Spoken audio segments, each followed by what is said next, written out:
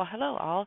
This is our first should do assignment. It is called Supervan. It is a direction following piece. Now, you guys have probably downloaded this from Canvas as a PDF.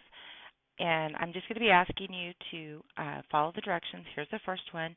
You guys are so much more computer savvy than I. I'm going to give you an opportunity to show me your computer skills as well as how well you can follow directions. Good luck. And remember, when you're done, submit it to me through Canvas. Now, with this, you guys can color on it, draw on it, but you have to do what it says.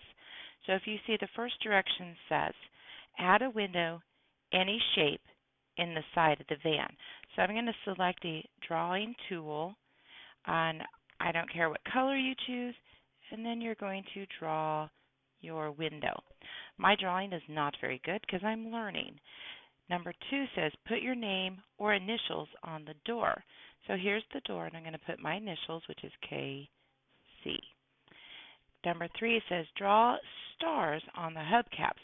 Well, hopefully you guys know what stars are. So I'm going to draw a star on the hubcap. You can use color.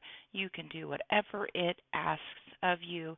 There are some that are specific about colors, others are not. So good luck, have fun, and enjoy doing this activity.